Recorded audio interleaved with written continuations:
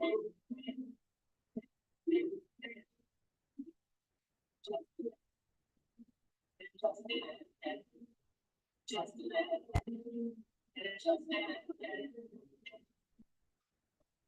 Voice 17104.com. This is Zanetta Winfield, and you're listening to The Voice 17104.com. The Voice 17104.com.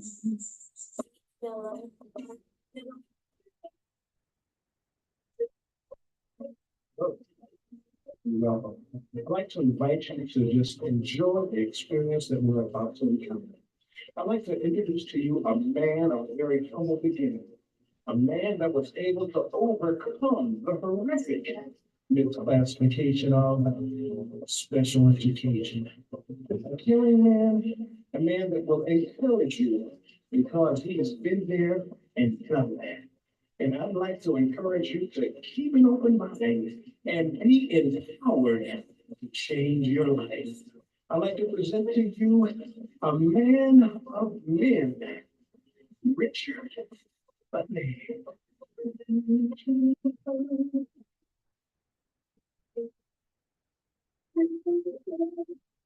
Good evening, and welcome to another Did You Know?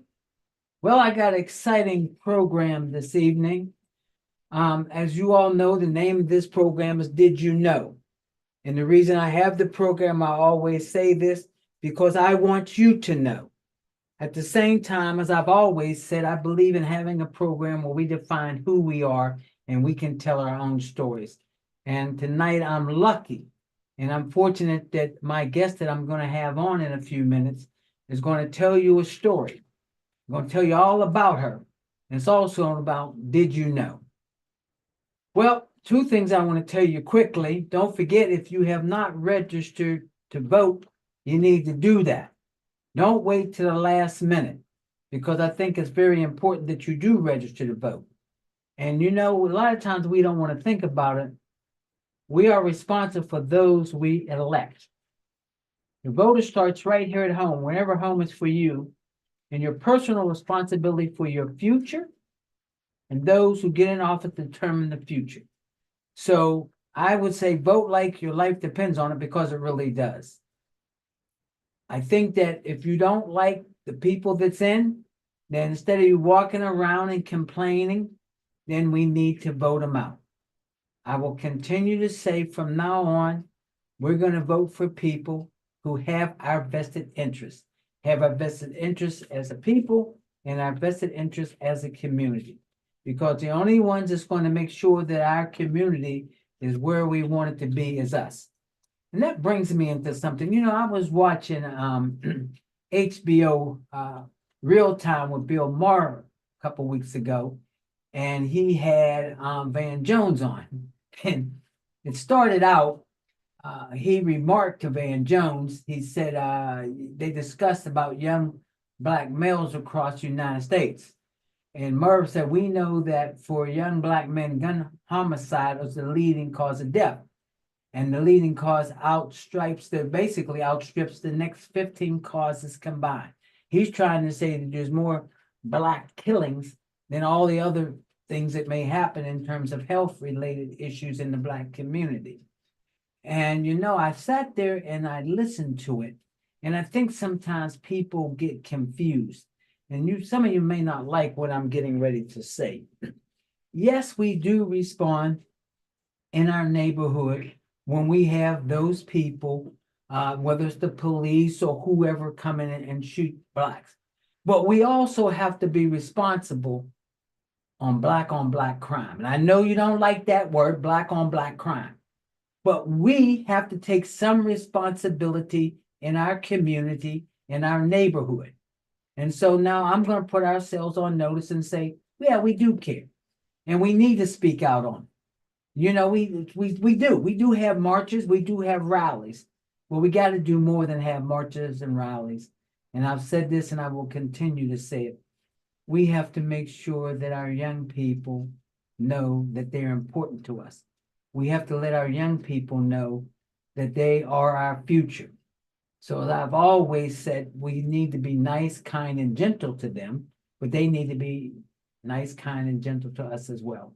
So let's stop putting negative out and tell our young people they can be anything that they want to be. And since I brought that up, I made a decision that I run into a lot of people that know no history at all about us, none, and they don't care to know any about us. So I've decided on these podcasts, I'm going to start throwing names out, and I just want people to do their research on these names. And it's going to be all kinds of names. It's going to be entertainers. It's going to be political people. It's going to be religious people. And the only reason I'm doing it because I just want to plant a seed. So if I say Eli Whitney, who is he? I'm not going to tell you who he is because I want you to look him up. If I say Dred Scott decision, what does that mean? What does Dred Scott decision really mean? You know, if I say Richard Allen, what does that mean? If I say that Alvin Ailey Dance Troupe, who are they? If I say Paul Robeson, who is that? If I say Ethel Waters, who's that? If I say Stokely Carmichael, who is that? If I say Nat Turner, who is that? If I say Harold Washington, or if I say Dorothy Height, who are these people? I want you to look them up, and I want you to tell people who they are. Because if we don't tell them who they are, then our people will never really know our history. That's why I get so upset when I see people, and I'll just use this as an example. They walk around and they'll say, oh, I'm for the Alabama University. I love their football team. I love their basketball team. That's great. But you need to know there was a time you couldn't go there. I'm just calling it as I see it, ladies and gentlemen. So because I have such an important guest on here tonight, I think I'm going to go right to my important guest. I have the honor, I have the pleasure to introduce Joyce Robinson. She's an author, and she is Conrad's first African-American female engineer in 1991. Yes, that's correct. Joyce, tell people who you are, where you from. Good evening. Yes, I am from Harrisburg. I have 3 children. I have 3 grandchildren, and I have 2 great-grandchildren. So that kind of tells you that I am up in age a little bit. So, but I have been here practically all of my life. And I travel occasionally to South Carolina, and that is actually where my family is from. But I am a Harrisburger, and I love Harrisburg. I'm an uptown girl. Okay, tell us, okay, you've been an African-American female trained engineer. Please tell us your journey. What made you get into trains? What made you decide this is what you wanted to be? And I think that's so important because this program is called Did You Know? Because I want people to see your journey, and hopefully, we're going to talk about it later on. Hopefully, some other people might want to go in your footsteps. You see, I'm totally convinced a lot of times our young people don't know to be in other things because they are not familiar with it, or they see basketball or football, so that's what they want to be. But being the first African, tell us what it was about. What made you decide you wanted to do that, and how was that journey for you? Wow, it indeed was a struggle. At about 7, around about six or 7, I was just fascinated with trains. On my brother's train. I had a doll, and my brother got a train for Christmas. Well, I played with his train. So I was just fascinated with trains, how fast they travel and everything. Trains was just my thing. And so as I grew up, I said, one day I am going to work on the railroad. And one day came to reality. So how did it become a reality for you? Okay, I started at Hamilton Health Center, and then I thought I was as far as I could go in Hamilton Health Center. So And then I said, I think I'm just going to go and apply for the railroad. And so I took that bold move and I went to Amtrak, and they said, well, you can't apply here. There is another place that you have to go. So I went and applied, and I was accepted as a block operator clerk. And so that was the first, position that I held. And then after they closed all of the towers, then I had to, become a clerk. And then after a clerk, I said, I am hiring as a brakeman. And everybody laughed at me. They said, you will never be a brakeman, because you are so fancy, you like to dress, and I don't think that you will make it. So I applied for a brakeman. And 6 months later, I thought I would like to be an engineer, and I applied for the school, and I was accepted. And lo and behold, I'm Harrisburg's first Black female train engineer. It certainly was a struggle, but I believe if you just say that this is something that I would like to do, and you just go and do it, you can do it. And just be around positive people. And I'm sure that there was some trouble because I was the only woman, but I had a job to do just like the men. And someone said, well, why do you want to work around these men? Why do you want to work on the railroad? And I said, well, the pay is good, so I'm here.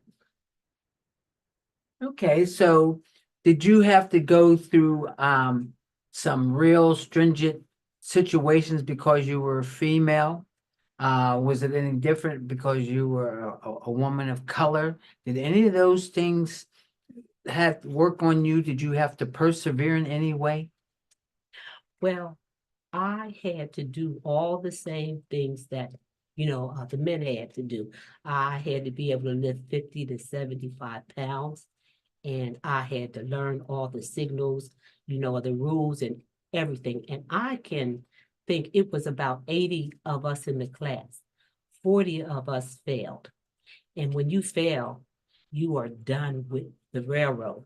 So I studied hard, and I just said, I'm just going to put my best foot forward. Even when I went to get my hair done, I had my books and I was studying, and I was just determined that I am going to do this. And so I did. Now, when you say that, I want my audience to understand this. You were put up against the men. You were the only female in that class. Okay, well, there was 3 other females out of 80 students. Okay, 3 females out of Yes. 80 students. Okay, But I believe I was the only Black female there. okay. But I didn't really even look at that. I said, I'm here because I have a job to do, and I'm here because I want to be here. So I put the female thing aside. Now, some people probably say, oh yeah, she is a Black female, but I didn't really have a problem because I knew that I had to do the same job that the men did, and I had to respect them. And I was fortunate to be able to work around a lot of good men. They were positive and they were supportive, and I was able to persevere. Now, in saying all this, you had to do the same things that the men had to do. Yes, and it was not easy. And I had to throw the switches. I had to climb up on the cars and put on and put off hand brakes. It was a little tough. And then sometimes, which I think it's been 2 times, if the train happens to come apart, I have to get back there and pick up a knuckle, which weighs about 75 pounds, and replace that knuckle. And that was my job. So I had to be able to lift at least 75 pounds. And I was able to do that. And it's so funny because a lot of times I just surprise myself. I said, I don't think that I could do this, but I studied hard. I was up at night. I was drinking my coffee. I was just saying, I'm going to do this. So I'm glad that I was able to hang in there and to become Harrisburg's first female train engineer. It is a blessing indeed. All right, so you had to work yourself progressively up to become an engineer. Is that correct? Yes. So what are the other jobs that you have after those two? Okay. Well, first I had to start as a brakeman or brake woman. And then as a brakeman, then you have to become a conductor. And then I had to put in a bid to attend the school. But I kind of skipped the conductor's spot and I put in to just attend the school.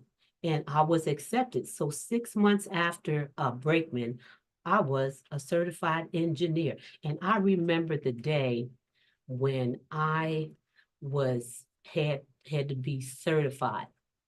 And I had a call which said, I would like you to report to Harrisburg for a train, and the train will be going from Harrisburg to Reading, and I need you to operate this train. And so I had a heavy train. The train was like 14,000 tons. It was a heavy train and it was a beast to run. So I climbed on the train, and I said there was like 3 engines, and two of them was actually working. So I said, well, let me go back and check and see if I could get the other engine online. And so the road foreman said, no, Joy, take the train just like it is. I said, okay. So I went and I sat down and I said a prayer. I said, oh, this is my day. And I want to get through this. And I want to get to Reading. And I want to pass this test. And I wanted to pass it the first time. So I climbed on the engine. And then, the road foreman says, I would like you to do everything. I want you to call the signals, which it really was the conductor's job and everything. So I took a deep breath and I said, Conrail, NSAL, this is da da da da da, and I am ready to go east. And so then, the train dispatcher said, that is your signal. So I released the brakes and I pulled out the throttle. The train did not move. I said, oh my goodness. So I pulled out the throttle again. The train still did not move. Then I went to the third notch and it started to move just a little bit. I said, oh, I'm going to have my hands full right here. So then I went into 4, and then the train started to move. And so I thought to myself, I said, so since this train is so heavy, I will be pulling it all the time, because I was able to figure out some of the, logistics about the train, because I was a major in math. So I pulled out the 4 and then 5, and then I said, okay, now it's moving. And so then after I was at Harrisburg, I said, okay, now I got this big hill to climb. And I said, if I could get up over this hill, I am good. And it is the steepest hill on the Harrisburg line. And I said, if I could get up this hill, I am good. And I can remember days when I had to get behind a train and push another engineer up the hill because they got stalled on the hill. But I have never got stalled on the hill so far. So anyway, so I pulled out the throttle, and then I knew I had the speed, so I had to keep up with the speed. And I pulled and I put down sand and stuff, and the train kept trying to go back, and I said, no, you will not. So I would keep pulling and just putting sand on the track, because it was slipping and sliding, trying to go the other way. I said, oh no, we ain't going the other way, we going forward. And so I just kept on pulling and pulling, and then before I know it, I was on top of the hill, but the speed was only like very, very low. So then when I got at the hill, I said, I'm going to let this train push me down the hill. Then I will put on the dynamic brake. So I let the train push me down the hill. And when I felt the rear end of the train coming, I eased on the dynamic brake, and then I just kind of smooth on down the hill. Now with the train, there's 3 different brakes, and you need to know how to work all of them to operate a train. So I applied, what they call is the dynamic brake, and that changed the traction motors to generators, and it slows down the train. And so then after I got it slowed down, and then I was almost at the bottom of the hill, I slowly removed the dynamic brake, and then I started to pull the train. And I said, okay, well, this is going pretty good. And then I had to blow at the crossings and everything. And then as I'm trying to pay attention to the train, the road foreman, he's asking me all these questions. And so I'm trying to pay attention to this. And he said, oh, this question and that question. And so I was like, oh, I need to stay calm, and get myself to Reading, which was 50 miles away. So I was able to answer the questions, and sometimes I would turn around and I would look at the train and I said, okay, the train is still back there behind me. Let me just keep on pulling. So I just pulled the train, and then we kept on, and then we kept on going. And then I came through Hummelstown, and I came through Hershey, and then we were coming through Reading. And then the road foreman looked at me. He says, I want you to stop that train right at that taxi cab. I said, oh my God. Because I didn't have the experience of stopping a lot of trains, because a lot of times I was not sitting in the engineer's seat. I was sitting on the other side, and I was taking notes. And I said, okay, I'm going to put on the dynamic brake. So I put on the dynamic brake. I slowed down the train. Then I applied some air to the train, which is car to car to car, and it slows down the train a little bit more. And so then I said, well, I got a couple of feet. I said, I'm just going to let it continue to slow down. And then soon as I seen the cab, I slowly released, the dynamic brake, and I gently started to apply the engine brake. And I brought that train to a stop right in front of the cab. I said, yes. I was so excited, but I don't believe nobody was excited as I was, because this was a big deal. And this was my first time. This was my certification ride, and this was so important to me. And I think that, the road foreman felt that women shouldn't be on trains. This is just my personal opinion, because I'm probably the first Black female engineer that he had to certify. So then on the way back inside the cab, because we went from Harrisburg to Reading, and so then we had to take the cab back to Harrisburg, and so he had to tell all of the bosses whether I passed or not. But I forgot to tell you, when I came to work that day, all the big shots, the superintendent, the assistant superintendent, and everybody was in the office, and they were talking about, I wonder if she's going to pass the test, because somebody had said, well, she can't really run a train.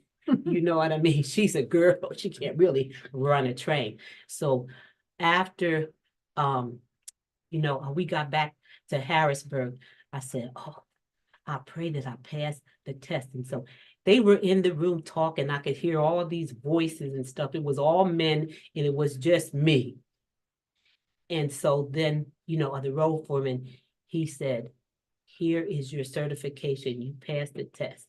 And I couldn't show a lot of emotion, because it would be bragging. So when I got outside and I got in my car, I was like, yeah, I did it. But I'm going to tell you, it was not easy. Sure. I would never tell anyone that it was easy. It takes a lot of work. And if you're willing to put the work in, you could do anything you want to do. And folks always say, well, how in the world were you able to do it? I did it because I had a mind to do it. And if you just say, I can do this, certainly you can do it. And I'm thankful that I was able to pass the test. And then, the Patriot News had a big article in the paper. Her career is going full steam. The whole page was about me. I said, well, look at you, girl. But you know what? I would say that I cannot take all the credit. I have to give the credit to a lot of people that helped me. And you know what? My children, you know, when I was studying and everything, we had to make up these cards because there was like 100 signals that I needed to learn. You know, so we had these flashcards and, you know, they would flash them in front of me, you know, so my kids was instrumental in helping me to become an engineer. And then there were so many parts on an engine. I said, I'm confused. So I had a camera, so I would take a picture of all these parts and I would study them. And then after class, I would go to the yard and I would study. I said, okay, well, this is the crankcase, this is the rectifier, this is this and that. And so I studied and studied. And you know, like I said earlier, I would sit and study even when I went to get my hair done. You know, because sisters like to get their hair done. So I would always have my books with me and I studied hard. But there's a lot of people that supported me. And I'm so glad for family and friends. And I'm thankful for prayer. Because prayer is the key to help me to get through. And I, you know, and I was up a lot of late nights drinking coffee, so tired, but I said, I am going to get this. So I had to learn all about the air brakes. I had to learn over 100 signals, like I said before. I had to learn so much about the engine, and almost as though I was building it, I had to know almost every part on an engine. And when I took the test in school, there were so many engines and I didn't know which one they were going to test me on. So I had to know about, you know, the SD90 Max and, you know, the general purpose engine on all the different ones. And the only one thing that I forgot to do, I forgot to blow the horn. So that's the only thing that I had forgot to do. But I'm so glad that I was able to do this. And I always like to inspire people that they can do anything that they want to do. You just got to put your mind to it and leave the naysayers alone, because I'm sure you know there was a lot of people that said, oh, she ain't going to be able to do it, because she used to have a clothing store and, you know, she used to have all these dresses and high heels and she going to be a brakeman on the railroad. What in the world? But I was driven. And I'm glad that I was able to do it with the help of so many people and so much encouragement. Now, you said you had to learn 100 signals, Yes, sir. so you have to know the signals and you have to know them automatically. Yes. And if you fail one, you fail the test, because I couldn't be coming through Hershey and say, oh, I think this signal is approach medium. You better know what it is, and you have to be able to identify it at a glance, and you have to know the wording verbatim per word. You have to know all of that. So there's a couple of signal tests. There is the color signals like the green and the red, and you know there's green, red, and yellow. Green, of course, means go. Yellow means approach, that there could be a stop signal ahead. And of course, the red means stop, simply Right. stop. You better stop this train. Right. So, and there's all kinds of variations for them, like approach, you know, approach medium and so forth. So it was a lot of signals, and there's so many to learn, but I was able to study them and learn them all because of them flashcards. Flash that card. Oh, that's approach medium. Okay, that's a clear. And then that's how I learned. So I had to do it like children, because it was so much and it was so overwhelming. And so I wanted to make sure that I was able to get it. So I just had to have my flashcards, and them flashcards saved me. And you had to know the whole braking mechanism. You have to physically know the different components of the braking. Yes, sir. Because what happens is after I was a train engineer, it's just me and the conductor out on the railroad. So I can't call somebody and tell them to come help me. So if I have a problem with the engine, I have to go and try to see if I can fix it or see if I can troubleshoot it, and so I would have to intelligently tell the dispatcher if it's an electrical problem or, or the engine isn't working properly, it isn't loading or something like that. So I had to have a good idea all about the engines. And I really enjoyed it. And that's why I think it was a little easier for me, because I just enjoy this. Okay, so you had to know so you pretty well have to know everything about the train. Yes, sir. Yes, sir. And when you're responsible to get in that train and take it to where it needs to go. Point A to point B. And I was able to qualify on a lot, but maybe about 1,000 miles of railroad. So I was qualified in Harrisburg. I would travel to Philadelphia. I would travel to New Jersey. So Pennsylvania, Maryland, New Jersey, Delaware. And I was qualified on CSX, SEPTA, Conrail, Norfolk Southern, and all of those places too. So I could travel anywhere. And then a whole lot of times the phone would ring and I had no idea where I was going to go until the dispatcher says, I need you to take this train from Hagerstown to Allentown. But because I decided to work in Hagerstown, as soon as the phone rang, I had to drive 80 miles to get to Hagerstown because I decided that was going to be my home terminal. And so soon as I hung up the phone, I had to have my bags packed and ready to go. So I would drive all the way to Hagerstown, and then I would have the train to run from Hagerstown to Allentown, which is about 168 miles. And then I would stay in a hotel, and then I would have to bring another train back. And then occasionally, if I was in the hotel and say it was a train, it was someone that was needed to go to Philadelphia. They said, well, you got a qualified engineer to get Joy. So they would change my route or send me to New Jersey because I was qualified there. So essentially you have to be qualified to the places that you travel to. Well, we're proud of you, and not only you were a conductor, but I also said that you were an author. So you've been writing some books. You'd like to tell us about these books you've been writing on trains, and of course, you got another book coming out that we'll talk about as well. So you're well-rounded, but we're proud of you, well-rounded. And I'm hoping some of the audience here decided they want to do some of the things you're doing. And before I'm going to go back, but you said something about math. You said you were very good in math. Yes, that helped you? Yes, sir. How did it help you?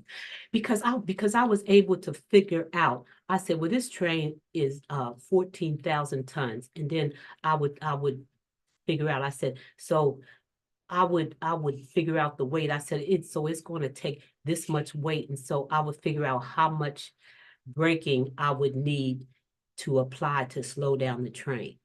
So even though I wasn't sitting in the seat a whole lot of times because I was learning.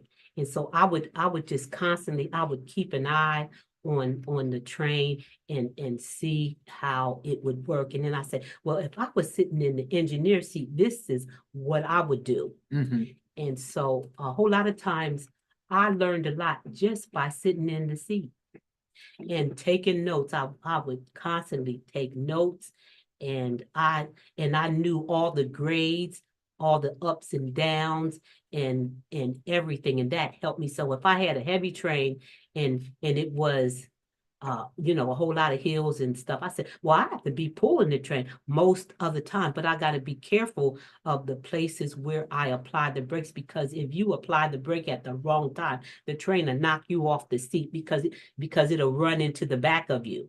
So you really have to pay attention to the whole train, how it is put all together. And then, like, I would think, I always thought that it was hard to have a coal train. So I said I got 100 loads of coal, and a lot of people would think it's hard because it's like, say, 13,000 tons.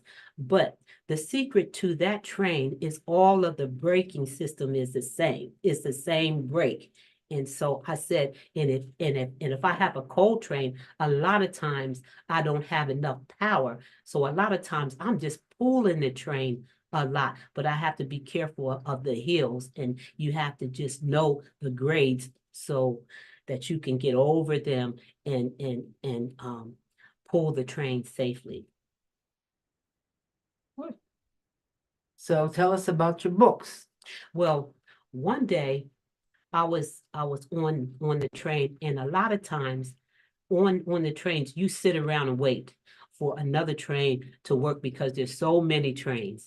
And so I was on the train. I said, I would always do train safety at schools. And so I said, I said, I'm going to just take the time, to put something on paper. So I was on the train, and I said, people who work on the railroad are men and women, just like your mom, dad, sister, brother, or even your next door neighbor. I said, oh, wait a minute, I like that. So I wrote this book called Railroad People.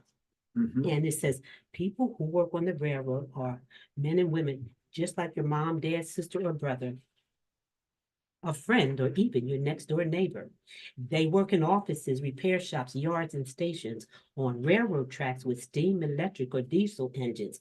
They're people just like Engineer Lynn and Conductor John. When the crew dispatcher calls John and Lynn, they drive to the yard where the work begins. They report to the yard master, who is in control. He uses a computer and a very powerful radio. A mechanic inspects the engines while in the shop to make sure they are safe to go and able to stop.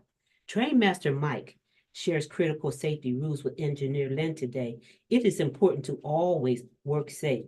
Getting hurt is a painful price to pay. Conductor John checks the switches and tells Engineer Lynn how far to come back. He rides the train safety to couple to the cars on the next track. Engineer Lynn rings the bell, blows the horn, and runs the train. She uses the brakes to stop and the throttle to move again. A carman inspects the train with a watchful eye and carefully checks the wheels as the cars roll by. Dispatcher Dave, who could be miles away, monitors the train both night and day. Any trouble at grade crossings or along the train tracks is carefully handled by a railroad policeman like Officer Zach. John and Lynn take the train to another state, delivering toys like dolls, trucks, and roller skates. When the trip is complete, a jitney driver arrives to take the crew to a hotel nearby. Now it's time to eat, sit back, and relax after a long day of work on the railroad tracks. John and Lynn can't wait to board another train to get back home to their families again. They'll tuck in their children, pet a cat named Flo, and toss a bone to a husky dog named Mo. As they sleep soundly in their beds, the telephone rings for John and Lynn.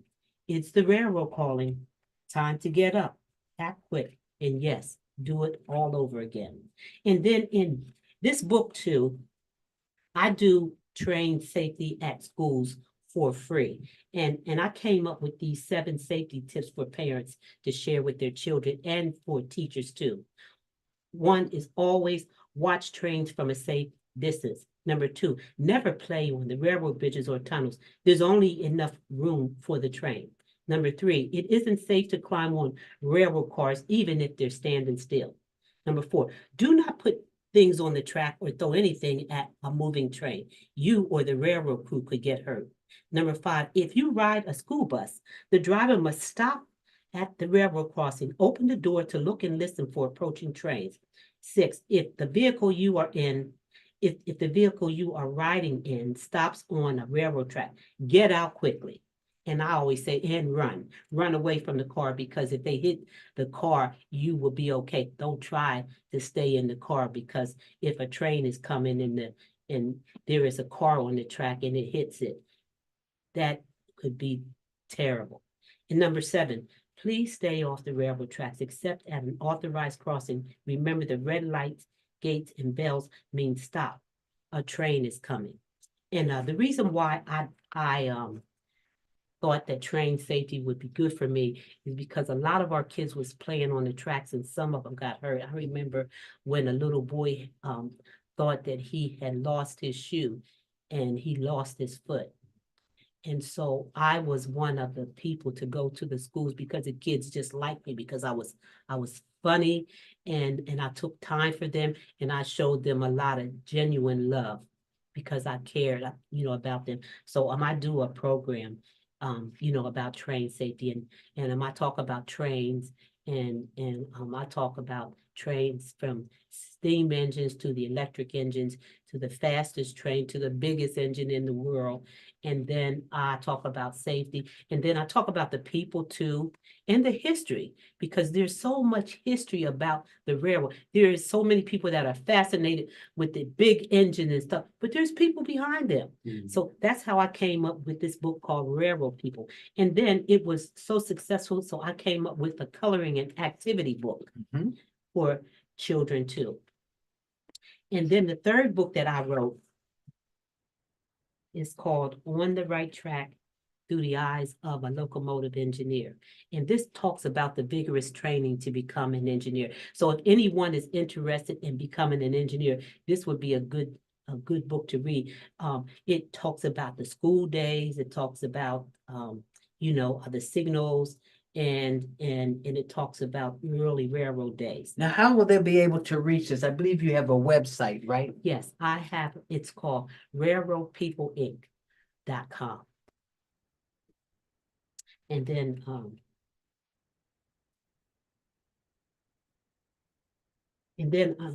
here is a book too. Now this is a little bit different. I was trying to put together a book about my family. And I had a chapter 7 in here, which I talked about my uncle. And so my publisher, and she is from Canada, she is an amazing woman. She loved that chapter. And she says, well, I would like you to write some more about Uncle Aldrich. Well, I didn't know too much about him except that he was old. And and they said he was 123 years old. So I had to go to Columbia and I did a lot of research to finish this book. But then I found out that Uncle Aldrich was not 123, he was 105. But he would drink a lot, he would smoke, but at the end of his life, he had all of his teeth, even though they were yellow. But he just was an amazing person, and that's who this book is about. And the true story is he had 26 children to one woman, but he had a lot of twins. And I think he was in the jet. I can't remember the year, but he had an interesting story. So you just have to read the book, and it's called From the Fields to the Future, 7 Secrets to Living Longer. And then I have a lot of quotes in here, a lot of things that will help you to live longer, because I have a lot of people in my family, they live past their hundreds. So I really wasn't trying to put this whole book about him, but my publisher, she said, oh, well, we got to do the book about Uncle Aldrich. You could finish that book another time. So this here is about my uncle. But I have an exciting book now called The Lady on the Locomotive, and it talks about my journey to becoming a train engineer. There is some interesting stories in there. When I was on the circus train, like I had to take the empty train from Harrisburg and bring it to Hershey and load the animals on there and bring them back to Harrisburg. I was so thrilled that I was the engineer on the circus train. Tell us about that. Oh my goodness. Well, after I brought the train to Hershey, all of the animals, they were brought in on the train, and I was fascinated with the elephants, because the elephants, they always have a procession, and they were big, but they were intelligent, and they were just something good to look at. So I was just excited about the elephants and the Shetland ponies and all these animals, and they was just getting on the train, and I was sitting, I said, I got the best seat in the house because I can just see them. And then after all of them was on the train, the train master said to me, he said, Joy, he said, now you got to be careful with this train because I do not want to upset the elephants. And I said, I don't want to upset them either. It was about, I think it was about 6 of them, and there was a baby or two, and they had their trunks out, hanging out of the window. And then I said, you don't have to worry. I'm going to handle this train very gently. So I took that train out of Hershey, and I took it to Harrisburg, and I'm pleased to say that the animals were not upset or anything because I handled that train very gently, and I took it to Harrisburg Yard. And so they were getting ready for their next circus trip. So that was an interesting job. So would you say that being an engineer, you're responsible for a lot of money? Oh my goodness, yes. I would say that because of the engines alone is over $1 million, one engine. And often, okay, if I had 2 of the SD90 Max, they are the biggest engines in the world. They're 6,000 horsepower engine, and they weigh 425,000 pounds, and they stretch 80 foot long. Those engines are worth $1.5 million each. So that's just the 2 engines. So I got those 2 engines, so that's $3 million. And then you include all the freight, and it depends on if it's coal or if it's a lot of, it could be anything. It could be automobiles. And I can recall when I was the engineer on the auto train, that was one of my favorite trains. Because I said, I'm just moving these automobiles and I got to handle them gently. And I would take the train from Enola through Pennsylvania, through Maryland, all the way to Delaware. And then we would bring a train back. So, but it is a lot of interesting stories in the book. There is a chapter called Engine Woman. I was on the way to work on 81 South, and it was raining, and it was an accident. And so after the accident, the traffic was slow. So I had to call, and I had to tell my boss, I said, I'm probably going to be a little late because it was an accident.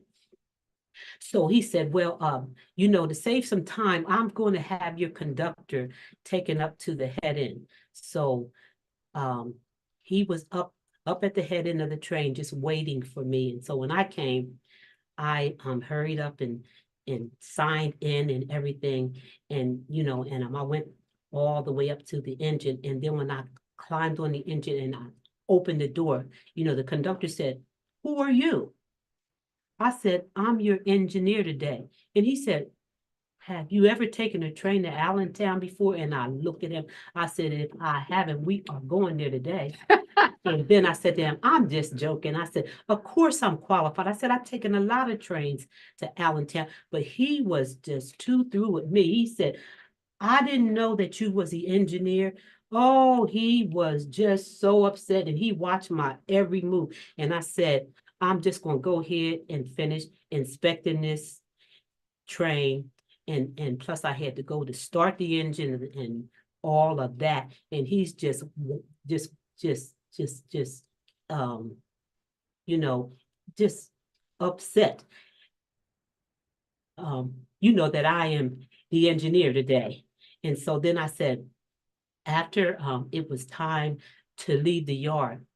So I slowly came out the yard. And then soon as I got out of the yard, I took the train up to 40 miles an hour. I took the train up to, he was sitting there like this. And then he was probably thinking, I hope that girl can stop this train. And so he was funny. He didn't say nothing to me for the longest time. And then when we got to to a place where we had to stop, he decided to get off the train, and he grabbed me some coffee and a donut. I said, okay. And so then I said he probably would never forget the day that he worked with a Black woman from Hagerstown to Allentown. So I had some interesting stories to share. But I would say that a lot of the men were just friends. I mean, we seemed to have a good relationship, and because we had to do the same job. So I wasn't offended, because I was a Black woman. I was just there to work and to finish a job. So I didn't have problems being an African American woman. Because you knew that you were competent and you knew that you were qualified. Yes, sir. And you studied hard. I did. But you had to prove yourself a lot. Yes. And it was so funny, because a whole lot of times they said, well, who is the engineer? And they said, her. And they said, that's your engineer? Folks were just shocked. You got a lady for an engineer and a Black woman at that? Oh my goodness. But then I'm sure there was some fellas that said, oh, I don't want to work with her. But then after they work with me, they said, oh, Joy, I'll work with you anytime. When they found out that I was a pretty good engineer and I knew what I was doing, then I was good. What would you tell my audience in the last 5 minutes of this program? What do you want to tell my audience? I mean, we're so proud of you. And as I said, this is a program of Did You Know? And hopefully there's some people out there that may want to be get into the train business. Because a lot of times we don't understand, as I said earlier, it's about us being exposed to it.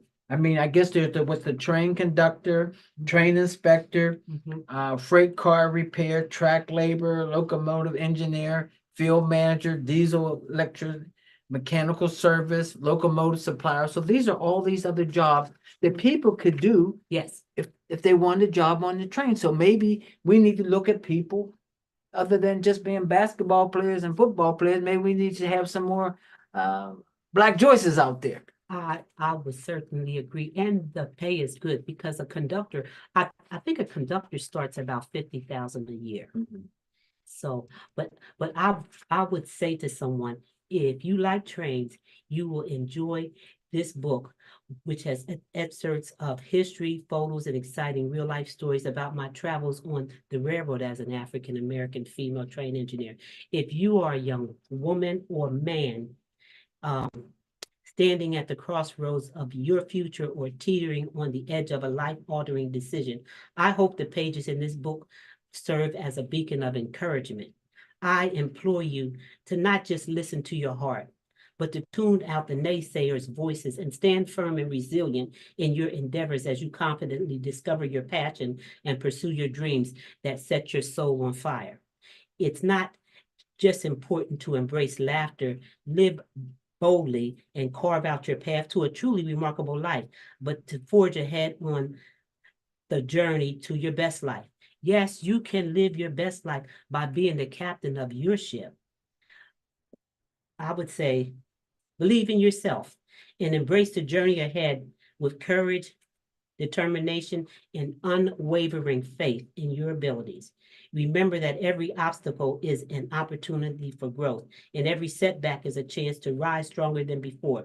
Trust in your inner strength and never underestimate the power of perseverance. With each step forward, you are not just navigating life, but actively sculpting the masterpiece of your own destiny, creating a life filled with purpose, fulfillment, and endless possibilities. Now, I love Ralph Waldo Emerson, and he said, finish each day and be done with it.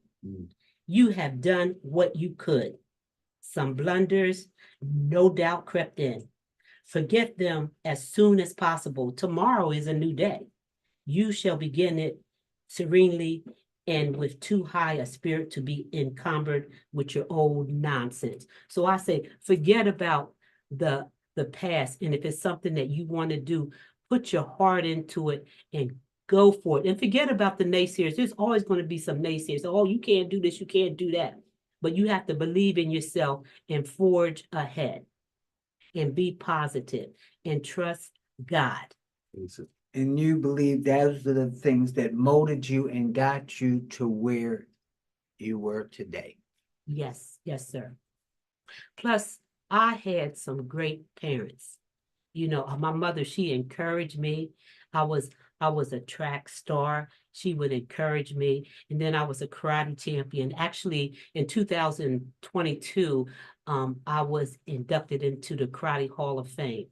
And I just had so many good people behind me and that was telling me that I could do it. And I just would like you to know that I did not do it on my own, like I said before.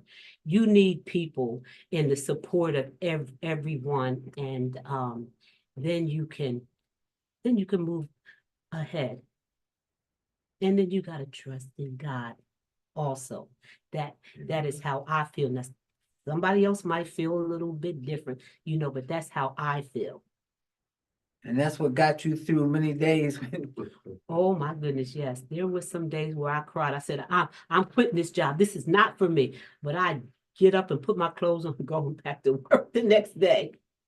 I would. Well, I think we've all gone through, we've all Yes. quit, but Yes. you persevere. Yes, sir. So in 1 minute, I want you to tell my listening audience your last word of wisdom. I would say, if there's something that you really would like to do, pray about it, have a plan, and just pursue it. Don't think about it, because if you think about it too long, you'll change your mind.